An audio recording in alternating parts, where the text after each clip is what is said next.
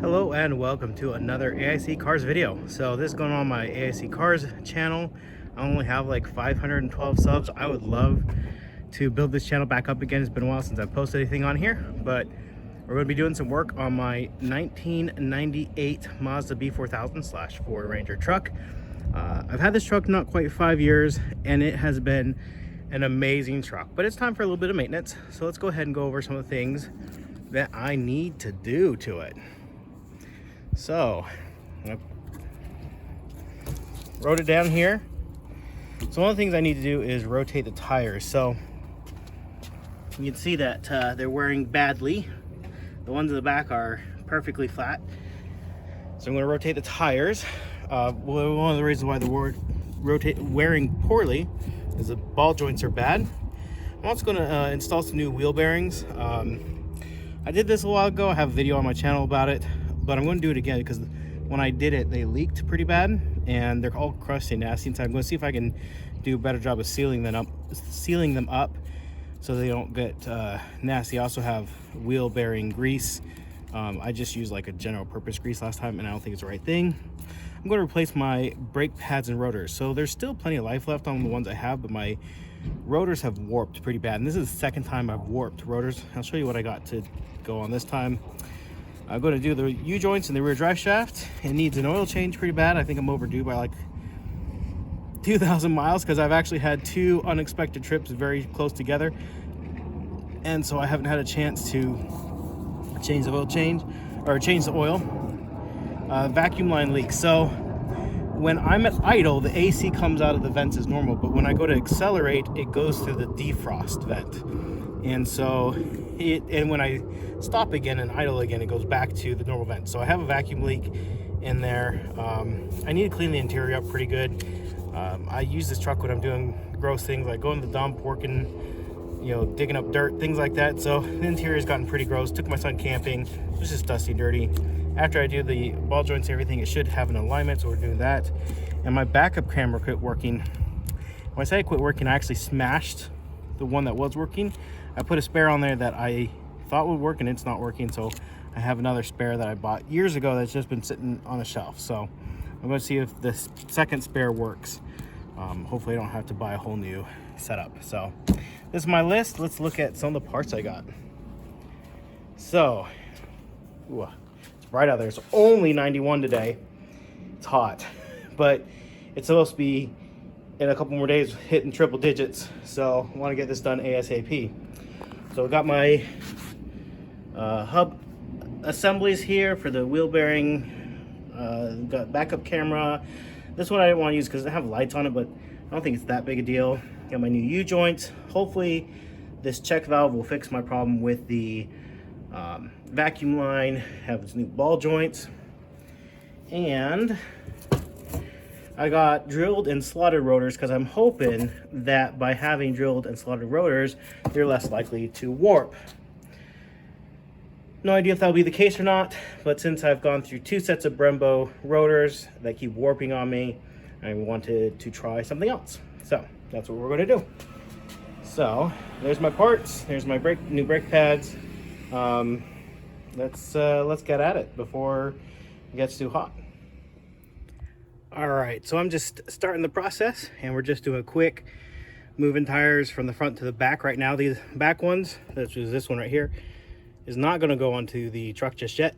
But I'm going to put the ones that were on the front on the back. So that way that part's just done. And I just want to show the difference between the two. So these, all the lugs are nice and evenly worn. There is not a height difference between the trailing edge of one and the leading edge of the other.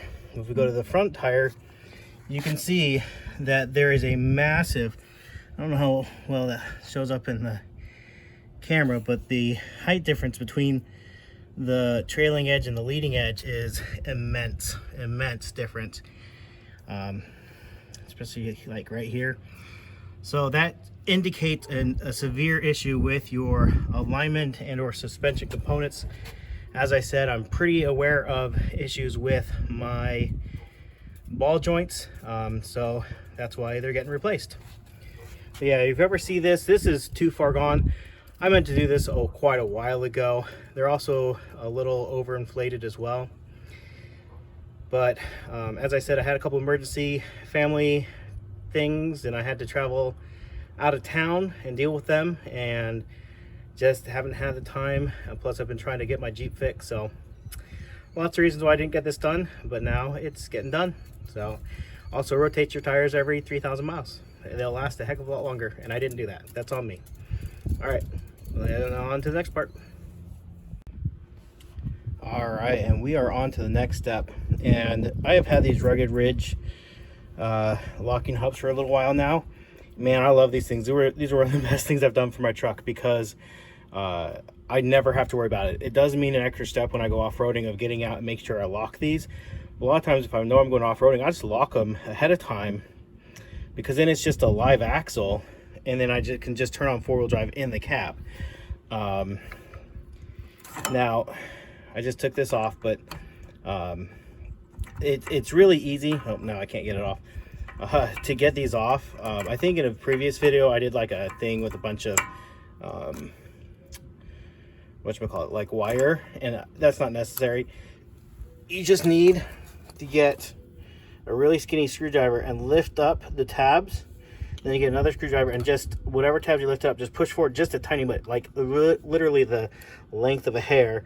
Then you turn it and do the next one, turn it, do the next one, and that lifts it up enough to where you can just pull it off. And it took like 2 seconds to get that off. Well, probably more like 20 seconds, but not much time to get that off.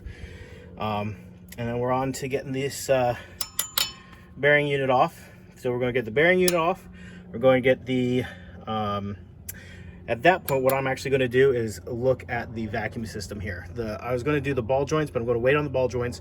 Once I get this off, I'm going to take all this liner out, because what I need to look at is behind here. So that's one of the reasons why I'm doing this all at once, is so that I can take this wheel liner out and deal with the vacuum lines that are all hidden behind it. So yeah, that will be step number next.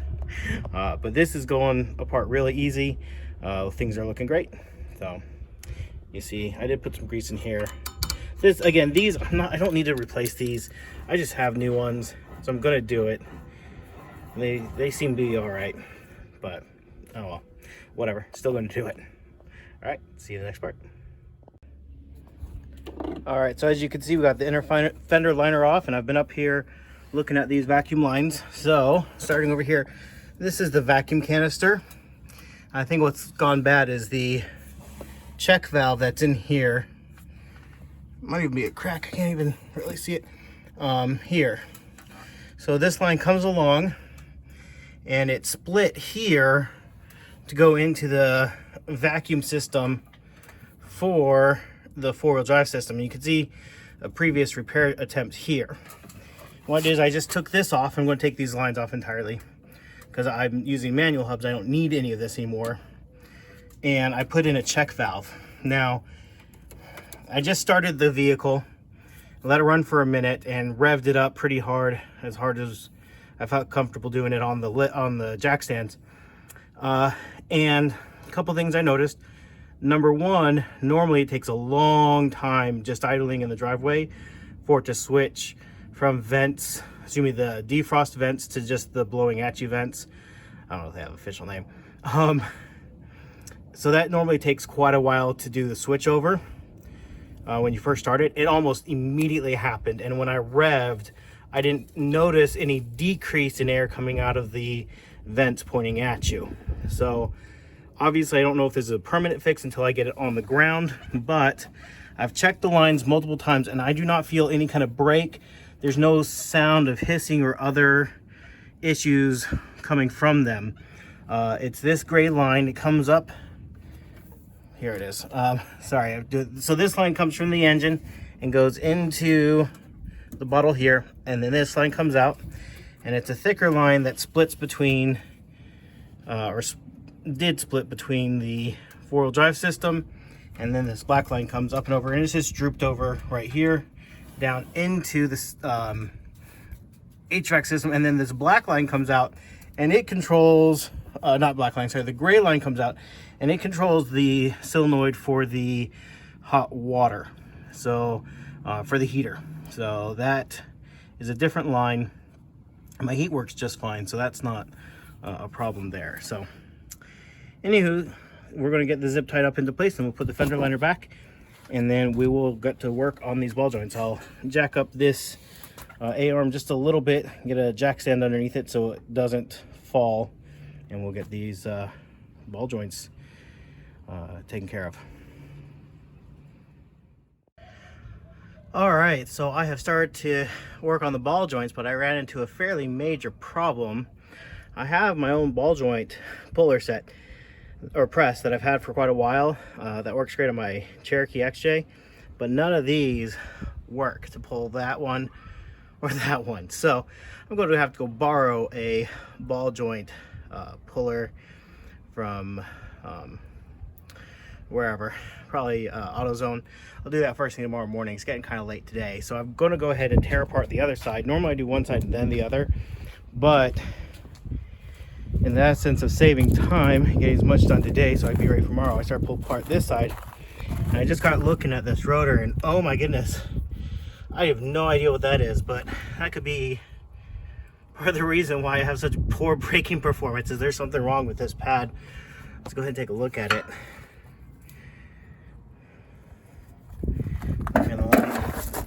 And I'm not seeing anything too obvious other than this back end has a ton of powder on it. Oh, it's just ugly. It's just not pretty at all. So yeah, I'm not quite sure. Maybe that one of these is rubbing against that rotor or something. I don't know. It's ugly. It's nasty. So glad I'm taking care of this now. I have to figure out what exactly is causing the problem, but we'll get that fixed and taken care of. So that is that, and hopefully no more vibrating brakes.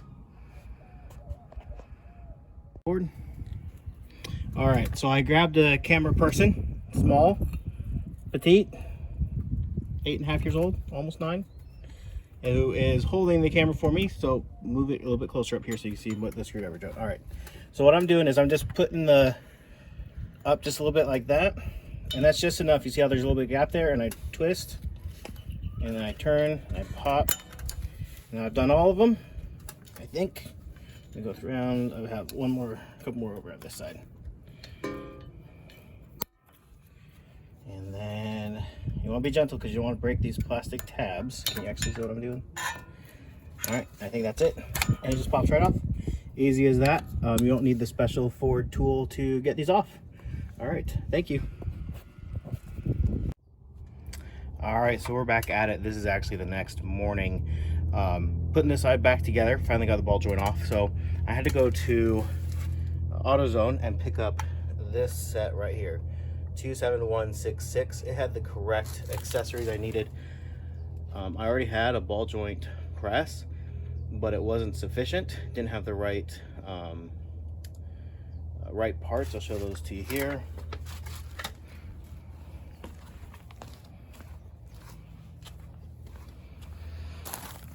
And this is the one you need to get off the ball joint, number 27166E, and to get it back on is 27166F, and this one, which is C. So you need those to get it back on.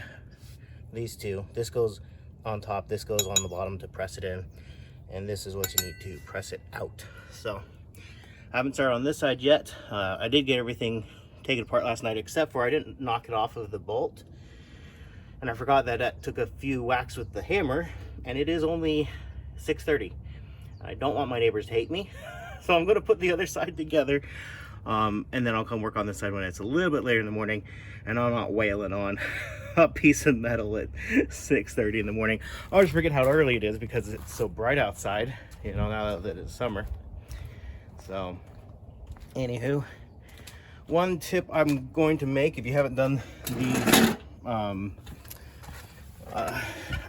want to call them bearings, but they're not bearings because they're a whole unit. But these hubs, when you go to start these bolts, start every one, there's 3 of them, a little bit at a time. If you snug one down, you'll never get the other ones in, ever. You have to get it threaded just enough that it's threaded, and then to do the other two. And then tighten this one a little bit, then this one a little bit, then that one a little bit, and then go back around this one a little bit, that one a little bit. Because if you don't do that, you will get this in there cockeyed, and you will either bend or break a bolt or strip a thread or something. Do them as evenly as you can when getting it in there. That's a pro tip that I learned the first time I did this. Now this is the second time I'm doing this, or third time actually, because I've taken them off before to inspect them. But yeah, go around, do them one at a time. This ring is a pain in the butt, but it is an absolute literal lifesaver. I found out on the other side that actually a couple of these bolts had come loose.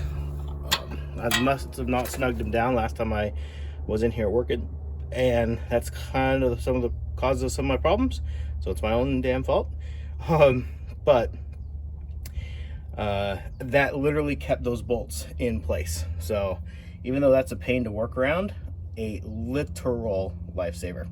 Anyways, I'm gonna get this side on, and then hopefully it'll be late enough I can work on the other. So I'm gonna get this side all 100% done, show you what it looks like, and then we'll work on the other side. Oh, and don't forget the snap ring. It's the only thing that holds the axle into here. Don't forget it. All right, so that is one side done. Now I didn't do the upper ball joint because you actually just replaced the whole control arm.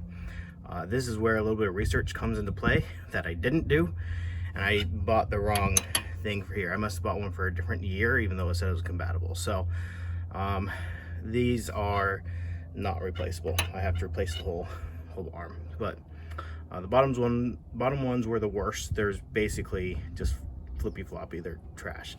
So I'll replace these at a later date at this point. But for now, this side's done. So now I get to go hammer on the other side and hopefully not wake up too many neighbors. Hopefully they're already awake. All right, so I'm taking off the other side now, and you can see how this is set up. That just goes right around the back side of the ball joint, and that just sits right on top, and we just tighten it and it will eventually pop out. I'm not doing a full video on this. Chris Fix has a Mazda B4000, which is, I think, a couple years newer than mine, and so he has a much more in-depth video on this process. I'll link it down below if I remember. But yeah, pretty simple. You definitely need a ball joint press to do this job though. All right, let's get this sucker out of here. All right, there it is, pressed out. Now what we're going to do is take this apart. We're going to clean this surface. I have just a brass brush and some brake clean, and then I'll show you what it looks like when you go to install it. All right, we're ready to press in the new ball joint. It is in here.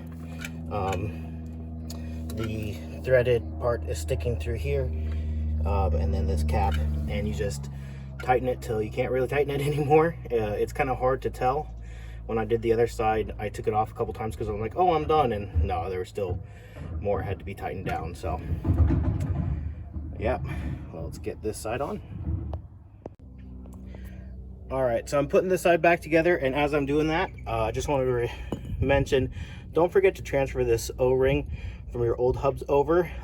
Since I've gone to manual hubs, I don't know how important this O-ring is, but especially if you have vacuum hubs, it's probably pretty important. So make sure you transfer this over. I am, even though I'm with manual hubs, just because it should keep out moisture, and it definitely makes a difference with the hub and as far as how tight it feels on here. So yeah, don't forget that that O-ring. I almost did, so glad I didn't.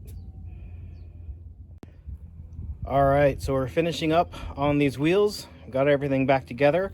What I'm doing now is I'm just going around, and one thing I like to do is just wherever I've been working, wave this magnet around. Now I purposely left stuff to pick up, but there's always pieces of metal, whether it be a broken cotter pin, I don't know what that is, or these rings, whatever. I just like to make sure when I go to put my tires back on the ground that I'm not going to get a flat immediately. That has happened to me before. I left a screw down. You oftentimes replace screws or whatever, and so I left a screw down and it almost immediately punctured my tire.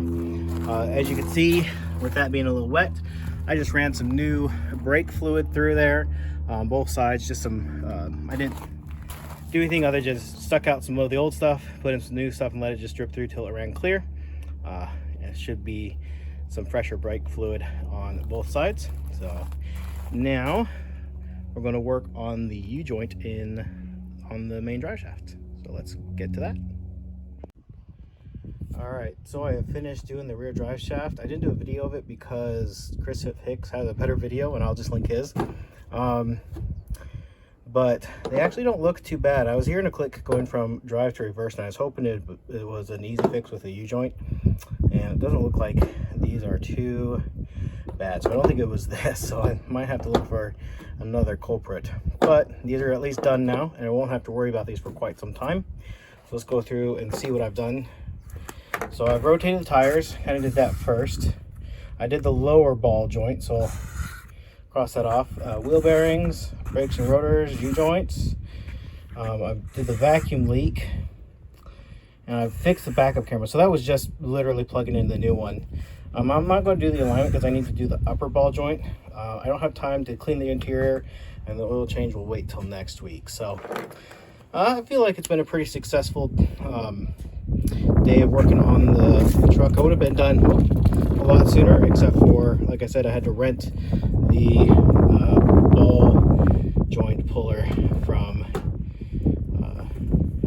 AutoZone. So that definitely took several hours out of my time because I had to shower, change, go there, come back. It was too late by the time I came back. Anyways, so yeah, looking good, and get this thrown away and on to the next project. Anyways, don't know if you found this video entertaining or helpful at all. Usually you guys don't, so I'm not quite sure. Anyways, but thank you for watching, and I hope you have an amazing day.